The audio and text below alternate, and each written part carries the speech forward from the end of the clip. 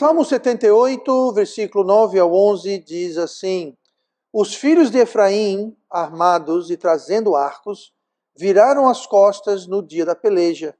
Não guardaram a aliança de Deus e recusaram andar na sua lei, e esqueceram-se das suas obras e das maravilhas que lhes fizera ver. E nós lemos aqui no livro de Salmos um episódio, lembrando que o livro de Salmos é o inário do povo judeu. Nós temos o nosso inário aqui. O inário, onde eles tinham seus hinos e suas canções, era o que hoje nós temos como o livro de Salmos. Então, esse é um salmo que está falando sobre um episódio na vida da nação de Israel, especificamente sobre a tribo de Efraim, é uma das 12 tribos. E Efraim, ele cometeu um grave erro, a tribo como um todo, e isso foi na questão de covardia. Eles cometeram o pecado de covardia. Mas o covardia é um pecado? Pode ser, depende da circunstância, covardia pode sim ser um pecado. Aqui no caso de Efraim, foi um pecado, e hoje eu quero então falar sobre covardia, especificamente sobre esse triste episódio da tribo de Efraim, uma das tribos do povo de Deus. O povo de Deus, e aí eu incluo não só no Velho Testamento, mas nós hoje, o povo de Deus não deve ser covarde, e o povo de Deus não precisa ser covarde. Entendendo que a vida cristã é uma vida que vai ter suas dificuldades, seu desafio, vai ter suas batalhas. Não duvide disso. E para sermos vencedores, nós temos que ser corajosos. Nós temos que não ser covardes. Mas a verdade é que o povo de Deus pode ser tão covarde quanto o povo do mundo. O salvo pode ser tão covarde quanto o não salvo. Isso não é uma desculpa, mas é o fato que todos nós, perdidos ou não, salvos ou não, todos nós vamos ter dificuldades e batalhas. E nós precisamos deixar a covardia de lado. Então, eu quero ver aqui o que essa tribo fez, o que causou as características dessa descida ao vale da covardia. Porque covardia é um processo.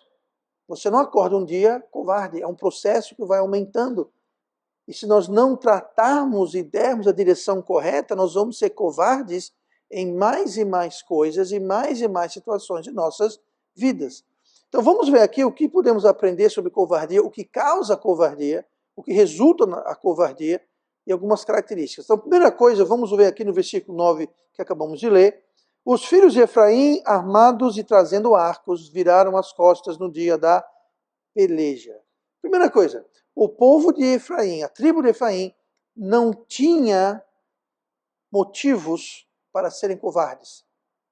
Note aqui que eles estavam armados e trazendo arcos. Eles estavam armados.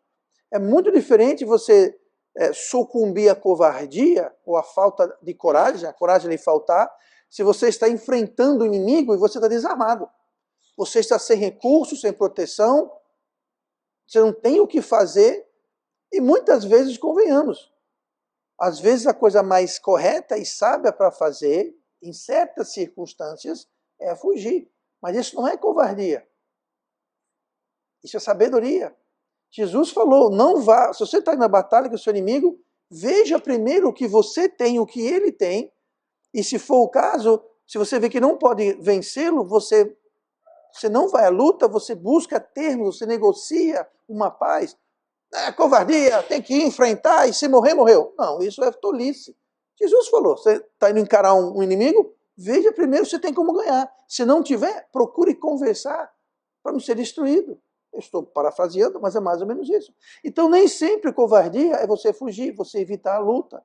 Nem sempre. Mas aqui nesse caso, o povo de Efraim estava armado, estava com seus arcos, estavam com flechas e escudos e lanças, estavam armados. E mais importante do que tudo isso, eles tinham Deus do seu lado. Deus os mandou a peleja. Deus os instruiu, Deus prometeu a vitória. Então eles estavam armados humanamente falando, externamente, mas por dentro e de cima eles estavam preparados. Eles tinham Deus, estavam obedecendo Deus. E quando nós obedecemos Deus, nós temos todo o poder de Deus atrás de nós. Então eles não tinham para que ser covardes. E muitas vezes nós, crentes, nós fugimos da peleja, nós fugimos da batalha covardemente, mesmo tendo Deus do nosso lado, a palavra de Deus do nosso lado. Então nunca é perigoso fazer o que é certo. Tenhamos que ter coragem de fazer o que é certo, porque quando fazemos o que é certo, quando fazemos o que agrada a Deus, Deus está do nosso lado. E Ele vai lutar nossas batalhas. Então, mesmo que nós não tenhamos humanamente, aparentemente, recursos, Deus pode sim nos dar a vitória. Não era o caso deles. Eles estavam armados, trazendo arcos, e viraram as costas no dia da peleja. Eles viram o inimigo e disseram, estou fora. Mas foi Deus que mandou, estou fora, não quero conversa. Lembra a história de Davi e Golias? Mesma coisa. Tinha os filisteus de um lado, tinha o povo de Deus no outro, veio Golias o gigante, todo mundo tremendo de medo, ninguém queria ir, até que chegou Davi, um jovem. Pelo que nós sabemos da Bíblia, Davi nunca foi um homem com estatura muito grande. Um jovem ainda, adolescente, falou, o quê? Deixa que eu resolvo isso. O povo mangou dele, seus irmãos disseram, você é muito prepotente, muito orgulhoso. Todos nós aqui somos soldados, experimentados, armados, treinados, você chega aqui, um pirralho. Como você ousa nos chamar de covarde? Ele falou, sabe por que vocês são covardes? Porque vocês não estão indo. Como ousa deixar esse filisteu insultar o nosso Deus? Insultar o povo de Deus? Deixa comigo. Foi lá e resolveu o problema. Sabe por quê? Porque Deus estava com ele. Essa é a grande diferença. Nunca devemos fugir. Quem é salvo tem todo o equipamento necessário. Se você recebeu Cristo como seu Salvador, se você é um dos remidos, se você é salvo, você e eu, nós temos tudo o que é necessário para a vitória. Nós temos um Deus, que é nosso Pai, e nós somos seus filhos. Qual pai, qual mãe não vai defender o seu filho? Especialmente quando eles estão sendo injustiçados. Nós temos Jesus como Salvador, nós temos o Espírito Santo que nos dá poder, que nos guia, que nos conforta. Então não tem para quê, não há porquê nos acovardar, não há porquê a gente ser covarde. Apesar de terem todo o equipamento necessário, só equipamento não basta. Você pode ter dinheiro, saúde, emprego, casa, a geladeira está cheia, os armários estão cheios. Você pode ter tudo isso, mas não é o bastante. Nós precisamos de Deus. Isaías 31, versículo 1. Ai dos que descem ao Egito a buscar socorro. Isso aqui é Isaías falando, condenando o povo de Israel, que eles iam para o Egito, que na Bíblia o Egito, especialmente no Velho Testamento, representa o mundo. O Egito que representa a escravidão. O Egito do qual eles foram libertos. E Deus está dizendo, ai de quem vai para o Egito a buscar socorro. Fala, vem cá, vocês estão malucos? Eu tive que livrar, tirar vocês do Egito. Vocês vão para o Egito buscando socorro? Deus fala, olha eu aqui. Vocês não vêm a mim, vocês vão para o Egito, vão para o mundo. Mas olha o que fala. Ai dos que descem ao Egito a buscar socorro e se estribam em cavalos. Ou seja, dependem.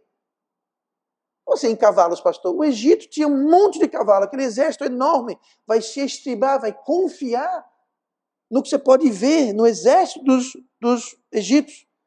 E tem confiança em carros. Que carros? É nas carruagens que os cavalos puxavam. Então aqui está falando sobre as armas, os cavalos, as armas. Porque são muitos. E nos cavaleiros, ou seja, confiar nos cavaleiros, porque são poderosíssimos. Aqui Deus está dizendo, ai de quem vai atrás do Egito, porque eles têm um exército grande, um exército poderoso, tem muitos cavalos, muitas carruagens, muitos soldados. Ai de quem confia nisso. Aí continua. E não atentam, não ouvem, não escutam, não atentam para o Santo de Israel e não buscam ao Senhor. por não buscarem ao Senhor, por não atentar, obedecer a Deus, a nação tinha se colocado em encrencas. Deus havia trazido nações para julgar, disciplinar, castigar o povo pela desobediência e desatenção a Deus. Aqui o que o povo faz, em vez de buscar Deus, ele fala, Deus, nós estávamos errados, Deus tem misericórdia de nós, Deus, nós vamos atentar, vamos obedecer. O que Deus faria? Deus levaria embora esses exércitos. Mas não! Ai daqueles que não atentam a Deus, vamos atrás de outra nação pagã, vamos pagar, vamos dar ouro a eles, para eles virem nos defender. Só resumir a história, não resolveu nada. Decepcionaram, foram dominados, foram exilados do mesmo jeito. Porque exército nenhum vai derrotar Deus. Então, se nós temos Deus como Pai, Jesus como Salvador, o Espírito Santo como guia, vamos segui-los, vamos seguir a Deus, vamos obedecer a Deus, atentar a Deus, e Ele vai lutar as nossas batalhas. E muitas das encrencas que nós temos, fomos nós que fizemos, fomos nós que causamos por não atentar a Deus. Então, em vez de voltar e começar a atentar a Deus, nós tentamos, provocamos Deus, buscando a solução no mundo. Fazendo as coisas igual o mundo faz. Não vai resolver, só vai piorar a nossa situação. 2 Timóteo 1, versículo 7, mostra que o que nós precisamos não é o equipamento, não é de arco e flecha, não são das coisas desse mundo. Não é errado necessariamente em você ter essas coisas, mas é onde você coloca a sua confiança. E lá em 2 Timóteo 1, versículo 7, fala assim, porque Deus não nos deu o espírito de temor, mas de fortaleza e de amor e de moderação. Olha que interessante. Deus não nos deu o espírito de temor. Temor, medo e covardia, eles andam mão em mão. Nós vamos nos acovardar daquilo que nos dá medo. Aquilo que nos dá medo. E aqui a Bíblia está dizendo que Deus não nos deu um espírito de temor. Não é para o crente andar assim, ó, toda hora com medo, andando em ovos. Eu vi um vídeo no YouTube que falou que se você tiver a estátua de um sapo na sua casa, vai trazer maldição. Gente, pode ter um sapo, a estátua de um sapo, um sapo frito assado, sapo nenhum vai superar o poder de Deus. Porque eu ouvi dizer que se você colocar tinha uma época aí, outro dia eu falei até com o Vitor, era Hello Kitty. Quem lembra do Hello Kitty? Era um gatinho que não tinha boca. Isso é um sinal de Satanás. E se a sua filha tiver uma bolsa com a Hello Kitty, o inferno... Gente, sinceramente, o que eu vi de gente crente com medo de... sai perto de mim, você está com Hello Kitty. Por favor, gente, sabe o que é isso? É um espírito de temor. Deus não nos deu um espírito de temor, mas um de quê? Um de fortaleza. Essa palavra fortaleza é a palavra dunamis, quer dizer poder. De quem? De Deus. Deus nos deu poder para não ter medo, para não se acovardar. Esse povo da tribo de Israel estavam obedecendo a ordem de Deus, estavam armados, preparados, Deus estava do lado deles, quando viram o inimigo, fugiram. Quero mais não. Deram as costas, olha o que fala aqui, ó. Deram as costas no dia da peleja. Deram as costas e foram-se embora. Deixaram as outras 11 tribos para se virar. Muito amigo. Nos deu o espírito de fortaleza e de amor e de moderação. Essa palavra moderação quer dizer controle. Controle de quê? Controle de você não dar as costas no dia da peleja. De você não se acovardar e dizer, estou fora. E quando a gente cai fora por causa de uma besteira, como uma estátua, um quadro, um Hello Kitty, são tantas coisas. Escolha aí o seu veneno. Nos deu um espírito não de temor. Se não for de temor, foi de quê? Foi de coragem. Por quê? Porque tem o poder de amor. Deus nos ama, não vai nos abandonar. E de moderação, de controle. Você não precisa dar as costas e correr. Nós não precisamos fazer isso. É o que fala aqui, ó. Deus não nos deu o espírito de temor, mas de fortaleza e de amor e de moderação. Covardia é quando nós não temos essa atitude. Nós não confiamos em Deus, não reconhecemos o amor de Deus e nós não temos moderação, nós não temos controle. Nós fazemos e falamos coisas, tomamos decisões baseadas em reação do medo. E quando a gente reage, geralmente fazemos a coisa errada. Nós temos que agir. É diferente de reagir. Reagir é um instinto, é um impulso. Agir é quando você sabe, você está com controle e moderação. Como eu falei, existem ocasiões que você deve fugir da batalha. Como Jesus falou. Você está indo contra o inimigo, ele tem um exército maior que o seu, ele tem 100, eu tenho 10. Vamos conversar? Isso não é covardia, isso é sabedoria. Covardia, tem 100, eu tenho 10, corre cada um por si. Não. Vamos conversar. Isso é a diferença de ação e reação. E nós devemos ter ação, temos que ter coragem. Tá? Se o nosso coração está fraco no dia da batalha, é porque nós não vamos encarar. Nós vamos sim fugir. Versículo 2 ainda. Eles fugiram na hora mais importante. Eles tiveram medo sem ter para quê, não tinha razão para serem covardes. A segunda coisa que a gente vê é que eles fugiram na hora mais importante. Os filhos de Efraim, armados e trazendo arcos, viraram as costas quando? No dia da peleja. Na hora decisiva, na hora H, quando vai ser feita a decisão, o impacto vai ser sentido, na hora do vamos ver, a gente abre. Bem diferente do exemplo que Jesus falou. Se você vê o seu inimigo vindo, vocês não era a hora H, o inimigo estava lá longe, estava vindo, você estava aqui, estava longe, mas estava indo. E você vê, vamos conversar, vamos fazer uma aliança, um trato, vamos. Não tinha chegado a hora H. Então nunca deixe chegar a hora H. Nunca deixe chegar a um ponto crítico. Mas é no ponto crítico que nós vamos fugir, se for o nosso caso. É na hora H, no ponto crítico, que a nossa covardia vai vir à tona, se nós não estivermos de forma correta perante Deus como deveremos. E nós vamos enfrentar batalhas por aquilo que é precioso para nós. Pela nossa família, pelo nosso lar, pelos nossos filhos. E se a gente deixar chegar no ponto crítico, a covardia vai vir à tona. E nós vamos tomar a decisão errada, como Efraim tomou a decisão. E muitos fogem, muitos desistem.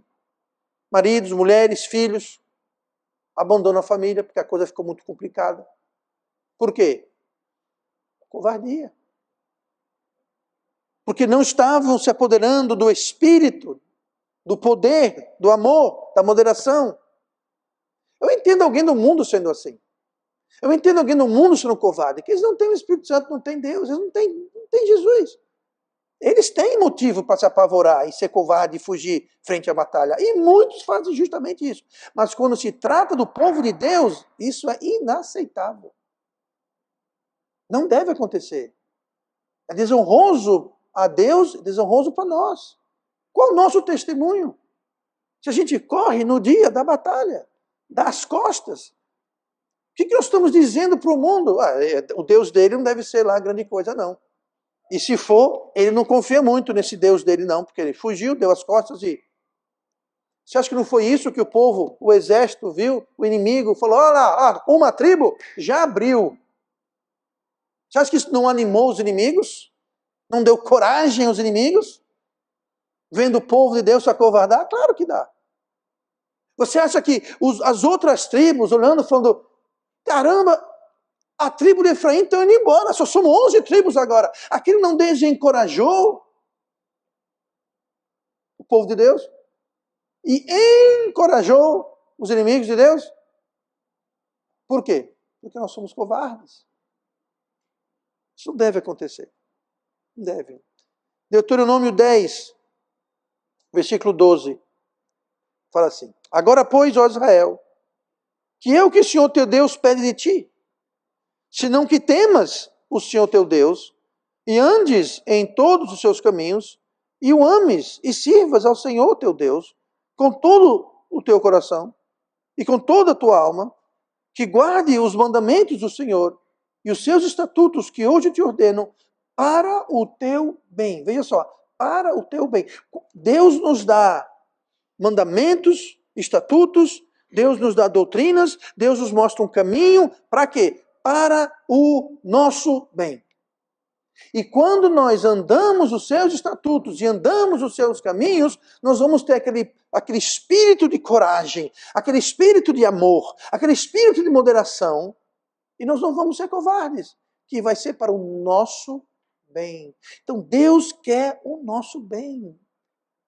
Nós não temos que lutar contra Deus. Deus não é nosso inimigo, Deus é o nosso amigo. Ele é o nosso Pai, Ele é o nosso Salvador. Não poupou o seu Filho para o nosso bem. Aí tem muita gente, muito crente, que acha que Deus é o inimigo deles. Deus é o nosso amigo, Ele faz isso para o nosso bem. Será que servimos mesmo a Deus? Ou temos medo? Ah, mas se eu servir a Deus, o que vão dizer, o que vai acontecer, o que será de mim, o que vai... Sabe o que vai acontecer se você servir a Deus? Você vai ser grandemente abençoado. Abençoado quer dizer o quê? Bem-suado. Para o teu bem. Para você ser abençoado. A pessoa covarde não vai servir a Deus. Ela vai estar preocupada o que vai custar, quanto vai ser, o que ela vai perder, o que vão achar, o que vão pensar. E se eu não conseguir? E se eu falhar? Tudo isso resume-se em uma só palavra: covardia.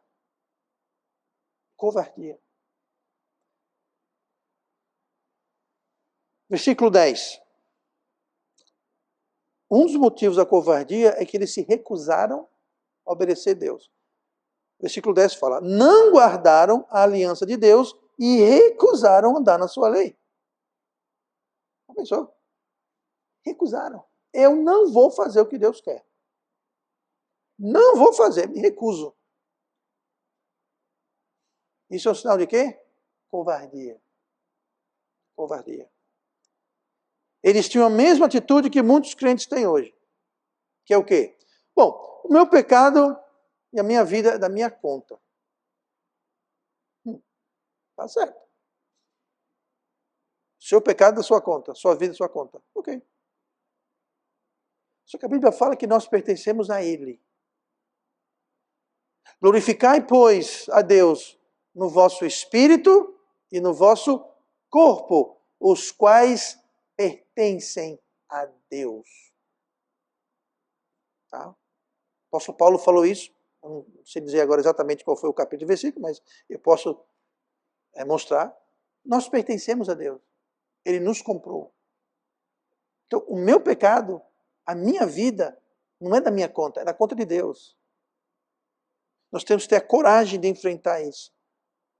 Coragem. Romanos 6,16. Não sabeis vós que a quem vos apresentardes por servos para lhe obedecer, sois servos daquele a quem obedeceis, ou do pecado para a morte, ou da obediência para a justiça? Então, é o seguinte, todo mundo vai servir alguém. Não, pastor, eu não sirvo a ninguém. Serve sim. Todo mundo serve alguém. Eu sirvo, você serve, todo mundo serve alguém. Jesus falou, não podeis servir a dois mestres. Não podeis servir Deus ou a mamão. Porque você há de rejeitar um e aceitar o outro, desprezar um ou prestigiar o outro. Você não tem por onde correr. Todo mundo serve alguém. E aqui está dizendo que quem a gente se apresentar a obedecer, nós vamos ser servos dele. E essa palavra servos é a palavra doulos, que significa também escravo. Eu quero ser um escravo de Deus. Por quê? Porque Ele é amor, Ele me ama, Ele quer o meu bem. Ou você pode ser escravo do diabo, que é um assassino, ladrão e mentiroso. Aí você escolhe a quem você vai servir, a quem eu vou servir. Essa questão de covardia é muito importante, porque Deus trabalha com amor. O amor de Deus nos constrange, escreveu o apóstolo Paulo. O diabo não trabalha com amor, ele trabalha com medo, com engano. Como é que ele enganou Eva? Colocou medo. Deus falou que você... Não, Deus te enganou. Olha que audácia. Porque Deus sabe que o dia que você comer desse fruto, você será como Deus. Bom, se você é como Deus, beleza. O diabo trabalha com medo. E quando o crente é covarde, ele já está na mão, já está no papo. Porque o diabo trabalha com medo. É a ferramenta, o ingrediente principal dele é medo. Medo, medo, medo, medo, medo, medo. Então, se nós não tivermos coragem, se nós somos covardes, e não tem para que a gente ser covarde, como eu já falei, nós já estamos no papo. Nós já perdemos essa batalha. É muito importante. O que mais? Eles tinham medo, sem ter para quê, foram covardes na hora H, se recusaram a obedecer a Deus, e eles esqueceram o que Deus havia feito. Versículo 11. E esqueceram-se das suas obras, sobre Deus. E esqueceram-se das suas obras e das maravilhas que lhes fizera ver, maravilhas que ele fez à vista de seus pais na terra do Egito, no campo de Zoã, dividiu o mar, os fez passar por ele, fez com que as águas parassem como um montão, de dia os guiou por uma nuvem, de noite por uma luz de fogo, fendeu as penhas do deserto, deu-lhes de beber como de grandes abismos, fez sair fontes da rocha e fez correr águas como rios. Tudo isso Deus fez para esse povo. Só que eles o quê? Esqueceram. Quando a gente começa a esquecer, ser ingrato, desprezar as muitas coisas que Deus já fez para a gente, sabe o que entra? Covardia. Quer ser corajoso? Se lembre constantemente do que Deus fez por você. Das maravilhas que Ele fez na sua vida. Isso vai lhe dar o quê? Coragem. Eu vou lhe dizer, eu já passei por cada situação na minha vida de crente. Eu nunca passei fome, como vocês podem ver, mas já chegou o ponto de a gente estar comendo a última comida que tinha na casa. A gente ia comer aquilo e no dia seguinte não ia ter o que comer. Sabe qual era a nossa refeição? Pipoca e batata que a gente fez na manteiga. Que só tinha isso em casa. No outro dia não tinha nada. Estava eu e a irmã Simone. Dividimos o apartamento com o pastor Júlio, sua esposa Celeste, suas filhas Camila e Carol. Num país distante, estrangeiro para a gente, na Espanha. Não tínhamos família, amigos limitados. Você entende a situação. Não tinha dinheiro. Deus causou isso. Eu tinha um cartão de crédito que no dia anterior, eu não sei onde que coloquei. Aí eu liguei para o banco, cancela. Não deu meia hora. Achei, tá aqui. Agora não dá mais para descancelar, meu filho. Tem que esperar chegar outro daqui a um mês.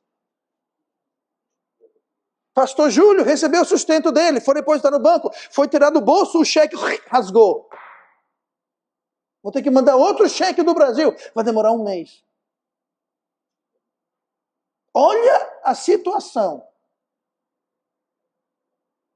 Sabe o que aconteceu? Um milagre. Que milagre, pastor?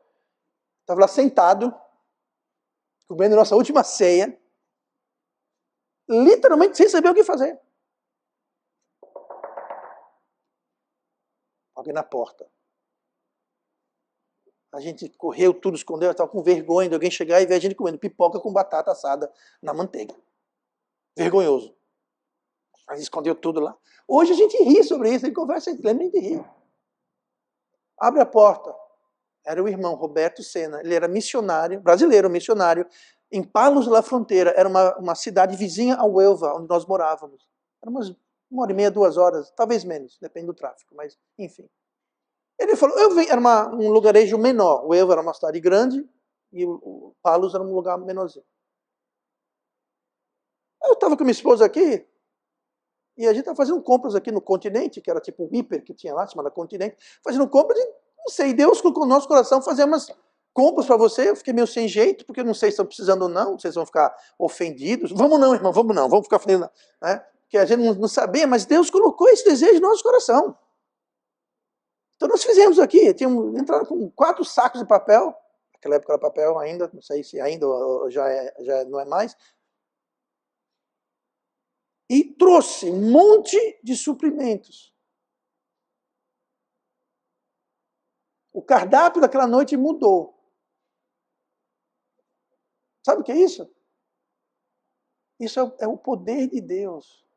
Foi o meu maná no deserto, minha água no deserto, codorna no deserto.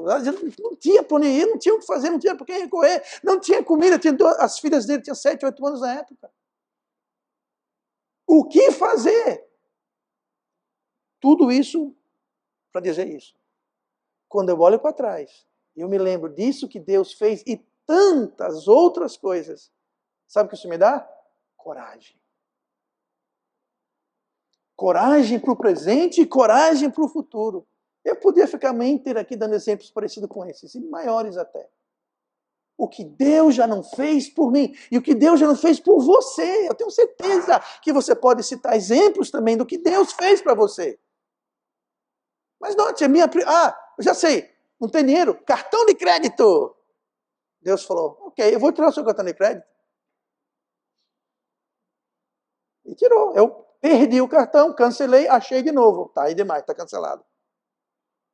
Isso dá coragem. Eles se esqueceram das maravilhas que Deus havia feito para eles e os seus pais. Minhas filhas não eram nascidas naquela época, mas elas conhecem a história. E eu espero que isso dê coragem para elas. Quando a gente se esquece do que Deus fez, sabe o que vai entrar? Covardia. Covardia. Por último, versículo 9. Os filhos de Efraim, armados e trazendo arcos, viraram as costas no dia da peleja. Foi o descuido espiritual de Efraim que causou a covardia, os tornou covardes. Eles não sempre fugiram à luta. Não, haviam lutado antes. Não era o estado normal. Eles se tornaram covardes. Viraram covardes. Por quê? Porque foram displicentes, descuidadosos do seu relacionamento com Deus. Se tornaram ingratos, esquecidos, não queriam obedecer, não queriam dar nos caminhos. E quando a gente descuida, nós nos tornamos covardes. Em outras palavras, covardia é um sintoma de fraqueza espiritual. E nós podemos tratar disso. E nós devemos tratar disso. Senão nós seremos covardes. E o crente covarde é um crente derrotado. Simples e puramente. O crente covarde é um crente derrotado.